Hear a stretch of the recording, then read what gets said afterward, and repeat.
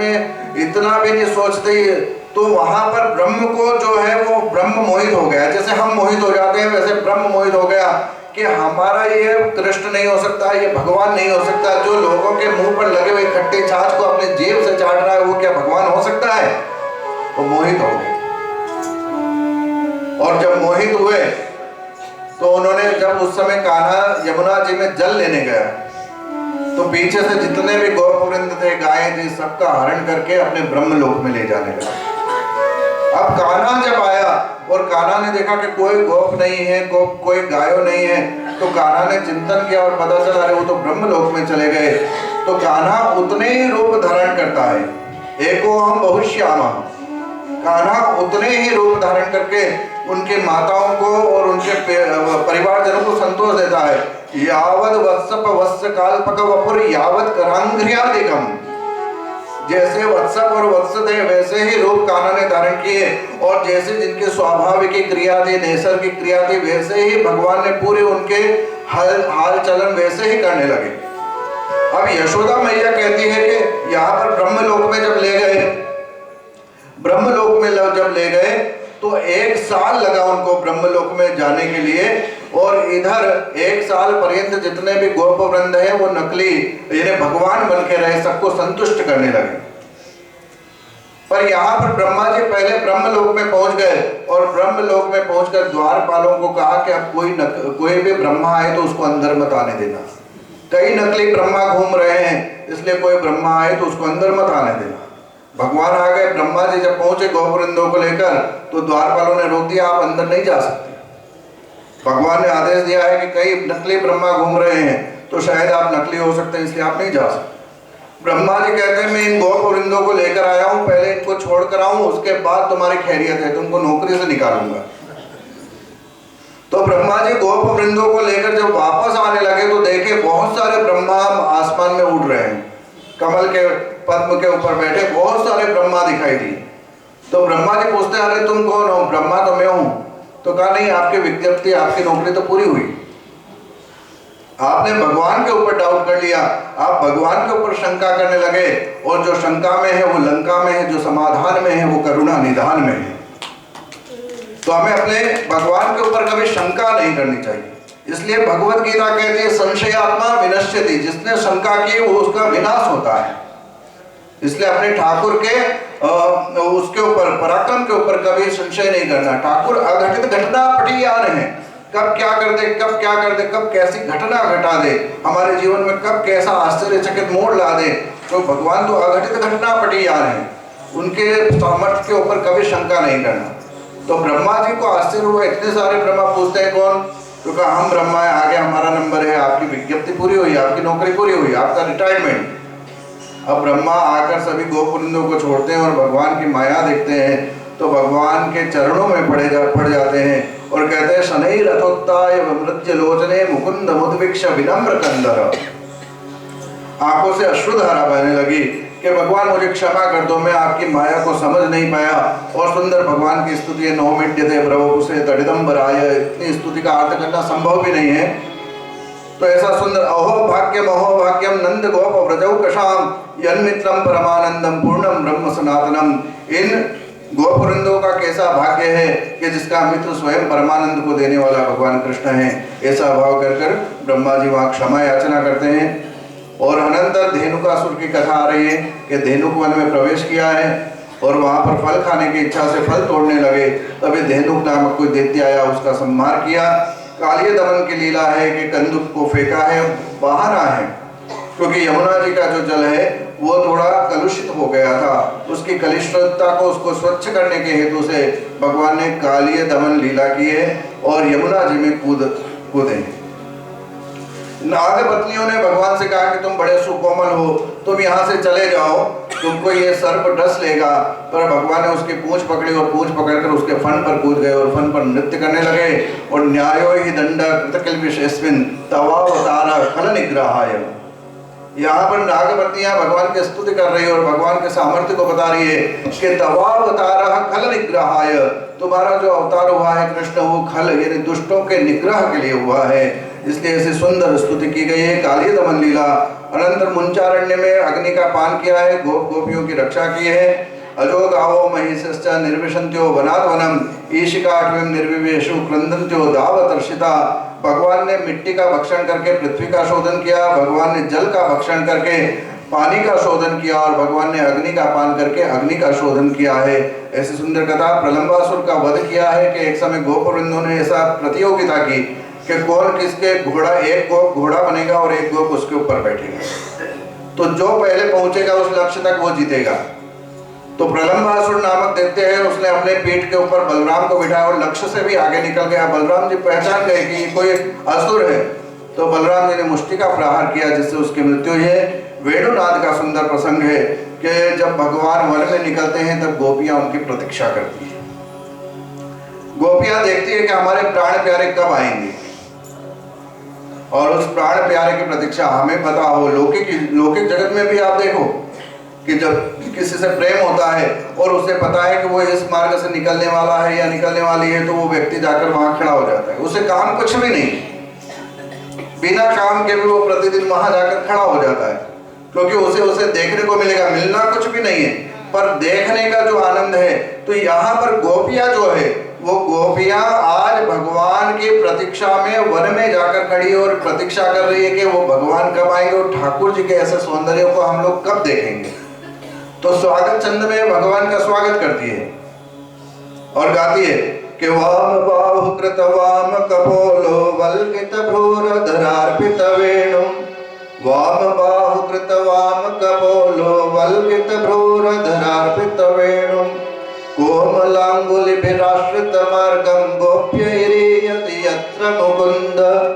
कितना सुंदर भाव है कि वाम बाहुकृत वाम कपोलो। भगवान का सौंदर्य देखिए कि वाम बाहुकृत वाम कपोलो, ये जो अपना कपोल है वो वाम बाहु की तरफ झुका दिया। वाम बाहुकृत वाम कपोलो वल्कित भ्रूरधरार्पित वेणु, और उनके जो ये भ्रमर है ये वल्कित हो गई, ये तिरछी हो गई। मान लो कामदेव के समान तीर चला रहे हैं, जब तीर को लगाते हैं तो वो तिरछा कर देते हैं। तो वल्कित भ्रूरधरार्पित वेणु, और अपने अधर के ऊपर उन्होंने वेणु धारण कर रखी है।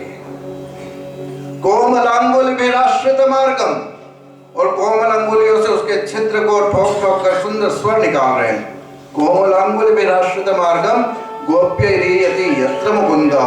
और ऐसे भगवान की अलकावली जब उनके मुख पर आई है तो व्योम यान वनितासः सिद्ध्यै, जो आसमान के मार्ग से देवता और देवियां जा रही है वो भी अपनी लज्जा को छोड़कर भगवान के स्वरूप को देखने में लग गई, और भगवान का ऐसा सौंदर्य देखकर बड़ी अभिभूत हो रही है।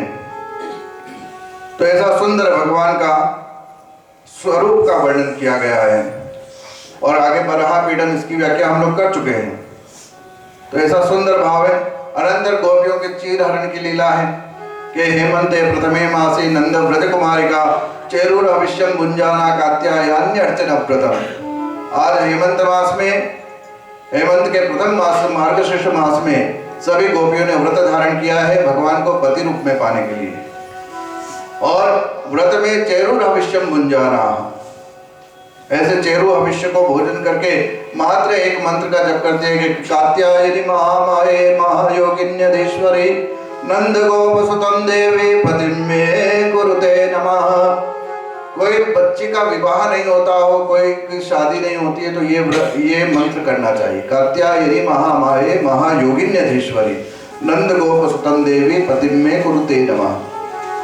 तो ऐसे सुंदर अनुष्ठान को धारण किया है, और सुंदर अनुष्ठान को धारण करके एक समय वह सुबह सुबह प्रातः जल्दी का जाकर यमुना जी पर अपने वस्त्रों को रखकर और निर्वस्त्र होकर जल में उतर गई। और जब जल में उतरे तो उसी समय भगवान आ गए और भगवान ने उनके वस्त्रों को हरण कर लिया।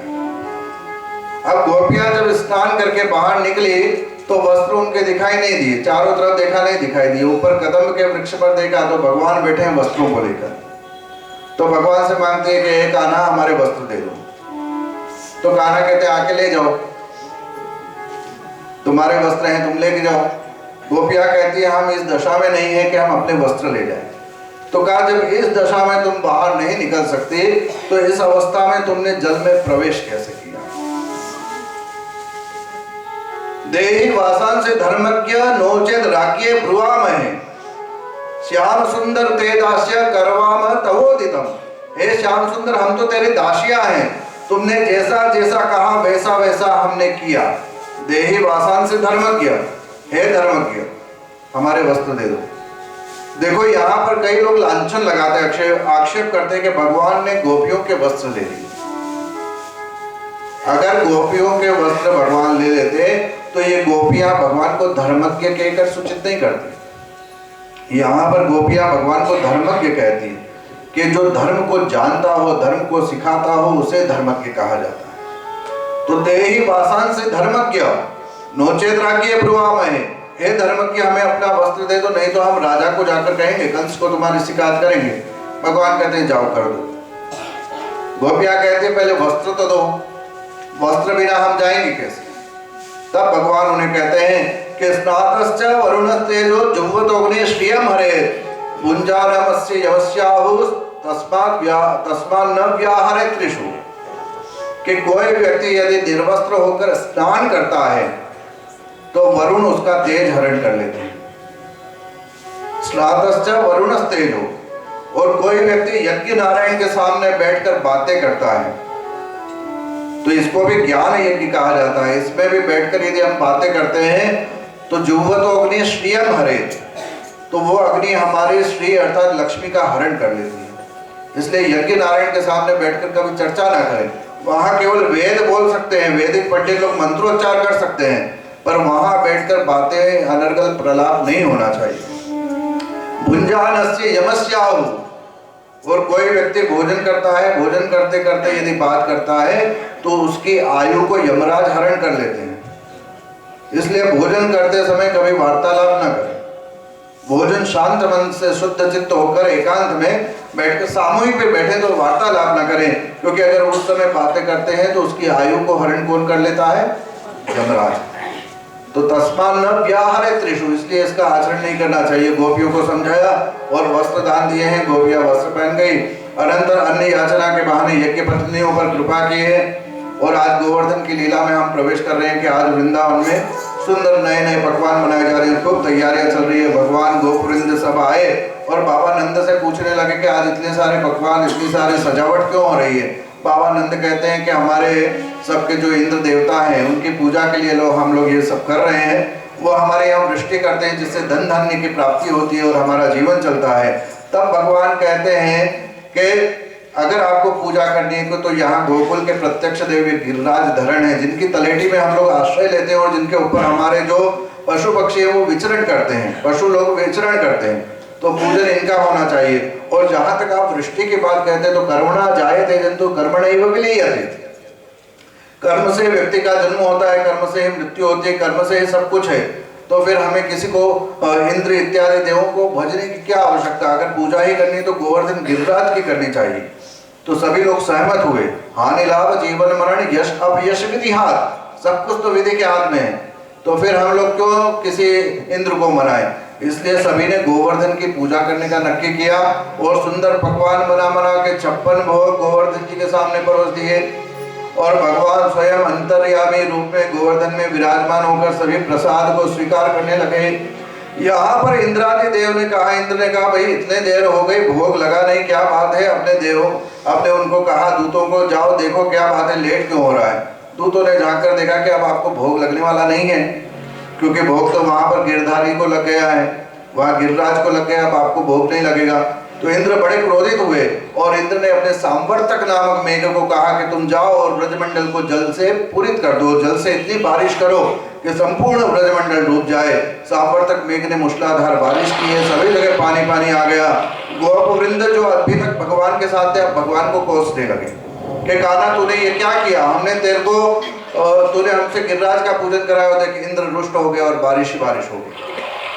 हम लोग भी तो उलाहना देते हैं, जब अच्छा काम होता है तब ठीक है, जब कुतोड़ा भी पूरा हो जाए तो भगवान को उलाहना देने लगते हैं। तो वहां गोपवृंदों को विश्वास में लेकर भगवान कहते हैं कि तुम चिंता मत करो, तुम ऐसा करो, देवे वर्षद यज्ञ विप्लव रुषा वज्रास्त्र पर्शा निलय, तुम सब लोग गोवर्धन गिरधारी की तलेटी में आ जाओ। और अंदर भगवान ने वाम भाग से, वाम अंगुली से उस गिरिराज को धारण कर लिया, वाम हाथ की वाम अंगुली। तो उस गिरिराज को जब धारण किया तो सभी गोपवृंदों को उसकी तलेटी में बुलाया। सुदर्शन को कहा कि आप ऊपर चलिए और आप जल का शोषण करिए, और अपने शेष को कहा कि आप ऐसी कोटर बना दीजिए कि एक भी बूंद पानी अंदर ना आ पाए। और सभी ग्रामवासियों को, सभी गौवाओं को आश्रय दिया। और ऐसे सुंदर गिरिराज के ऊपर आज भगवान अंतर्यामी रूप से विराजमान है। 7 दिन तक भगवान ने गिरिराज को धारण किया। जितने भी गोपवृंद थे उन्होंने लकुटी लगा दी कि भगवान तुम चिंता मत करो, तुमसे थोड़ा थक गए हो तो अंगुली हटाओ। तो हम लोग इसको पकड़ के रखते हैं। जैसे ही भगवान ने अंगुली हटाया, अरे क्या कर रहे हो, ये तुम मारने का प्रयास कर रहे हो, तुम पकड़े रखो इसको, तुम नीचे मत करना। तो भगवान ने उसे 7 दिनों तक धारण किया। और ऐसे सुंदर गिरिराज जी का स्वरूप यहाँ पर विराजमान है। गिरिराज जी भी बनाए हैं क्या? गिरिराज जी भी है क्या? गिरिराज जी नहीं बनाए? अच्छा, तुम लोगों को मैं गिरिराज लग रहा हूँ? हो सकता हूँ, क्योंकि ऐसा कहते हैं कि जहां पर भगवान की कथा होती है, तत्रैव गंगा यमुना च तत्र, वहां पर गंगा यमुना सभी पवित्र नदियां आ जाती है और सभी पवित्र पर्वत तीर्थ सब आ जाते हैं। तो जब मैं कथा सुनाता हूँ और आप माताएं बहनें ऐसे ऐसे हिलती है, तो मुझे यही लगता है कि ये नदियां आ चुकी है। और जो पुरुष है वो एकदम ऐसे टट्टार बैठे रहते, तो मुझे लगता है पर्वत भी आए थोड़े। तो यहाँ पर तो नदियाँ और पर्वत दोनों इकट्ठा हो गए तो गिरिराज हम ही बन जाते हैं। तो सुंदर आज गिरिराज को भोग लगेगा सुंदर।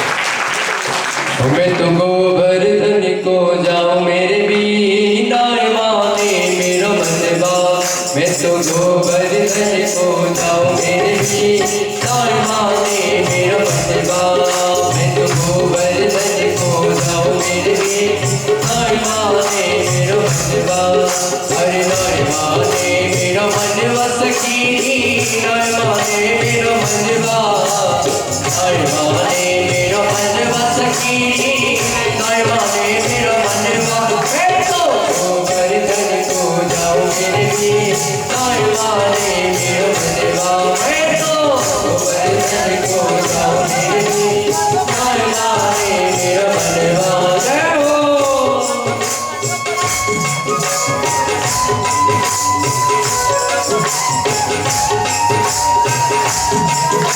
वृंदावन बिहारी लाल की।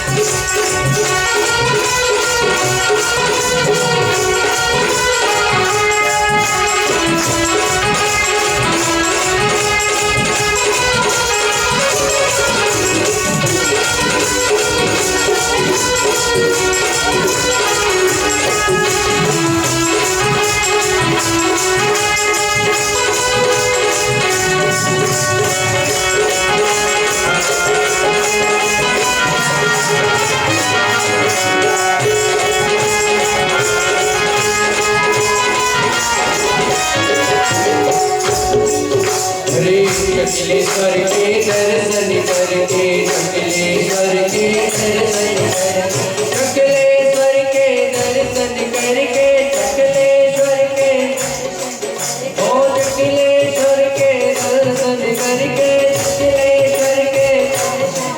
मैं तो सरदन न्योते जिनाऊं मेरे वीर नाय माने मेरा बंदवा। मैं तो गोवर्धन को जाऊं मेरे वीर नाय माने मेरा बंदवा। मैं तो गोवर्धन को जाऊं मेरे वीर नाय माने मेरा बंदवा। जय हो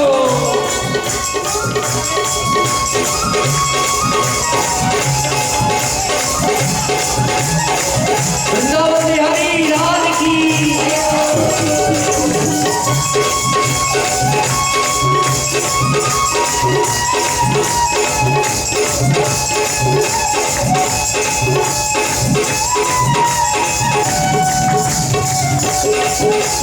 जय हो